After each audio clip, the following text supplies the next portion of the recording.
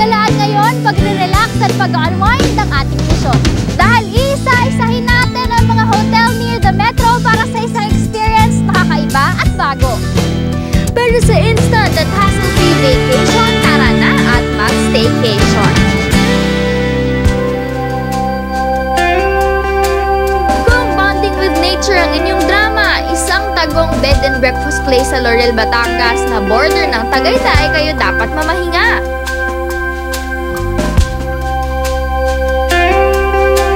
Sa entrance pa lang, sasalubungin na kayo ng breathtaking view ng Taal Volcano.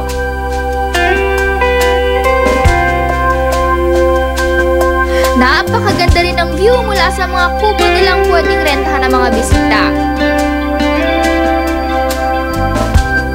Sa ibaba ng viewing deck, makikita rin ang pool na nature-friendly dahil imbes na chlorine ang ginagamit na pang-disinfect dito, mga halaman ang ginagamit na natural filter.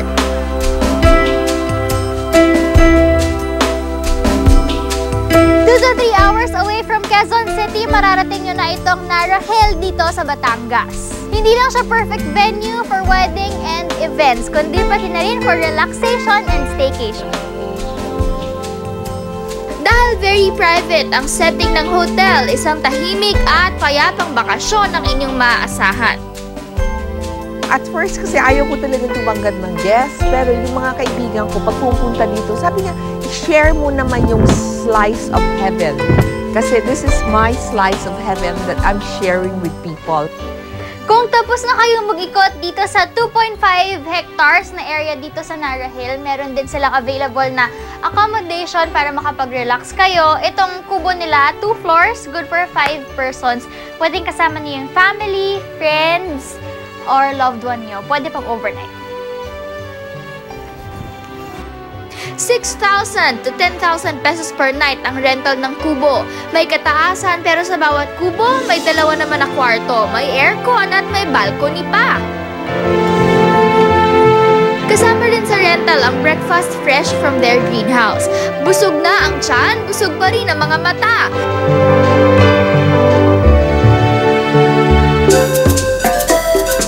Gusto nyo ng hotel na pwedeng pahingahan pagkatapos ng paggala sa Tagaytay, isang boutique hotel ang swak para sa inyo.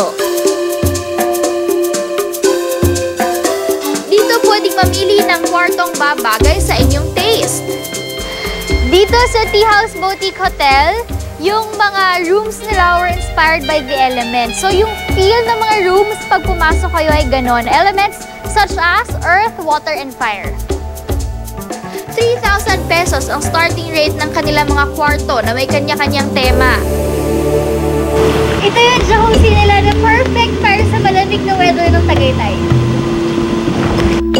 Meron din silang spa services na pwedeng indoor o outdoor.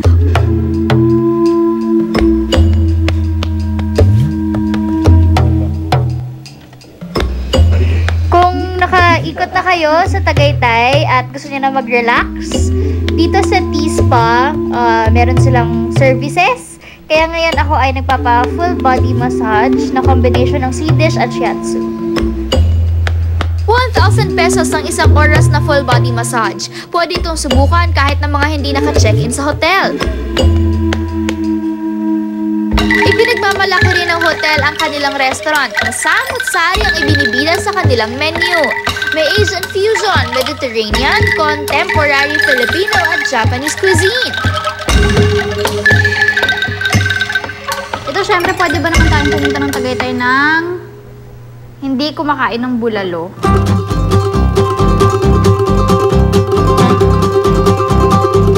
Nakita niyo ba yung bone marrow at kanin at sabaw ng bulalo?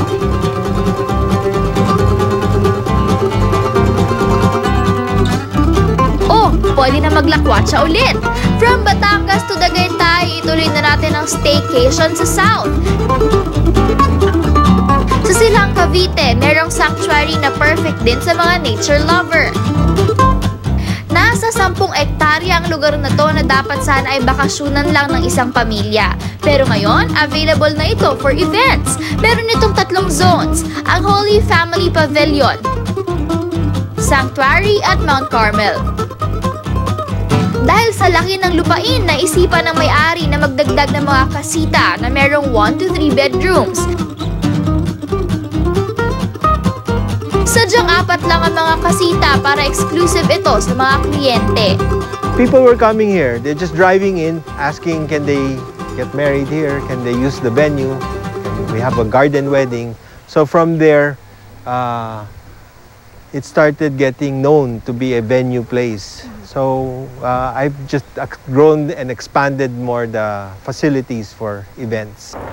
Ito, yung mga nakikita nating puno all over the place. Lahat yan, sila sir nagtayo from yung mga bamboo, mahogany, lahat. Walang TV sa mga kasita, so all you need to do is R&R, relax and rest and enjoy Mother Nature.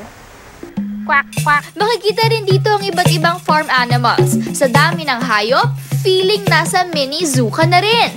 Baka makarating ako ng Maynila, ah! 1, 2, 3, jump po! Aray ko, bebe! Aray ko! Bebe!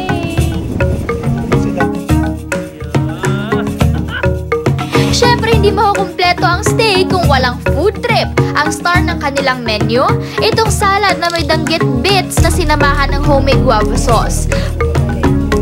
Para matikman ang mga pagkain, pwedeng mag-walk-in or better yet, mag-book ng kanilang kasita na may starting rate of 7,000 pesos. Mula sa south, akit naman tayo sa north para makapunta sa isang resort hotel. Para sa isang picture-perfect view, ang Antipolo hindi magpapatalo. Dito may mga private resort hotel na pwede ring puntahan. Bawat floor ng hotel na to merong terrace, kaya magbubusog ang inyong mata sa tanawin. We fall in love na talaga sa overlooking view, which is talagang para sa akin relaxing, magaan ang dating. So we bought this lot para into a private resort.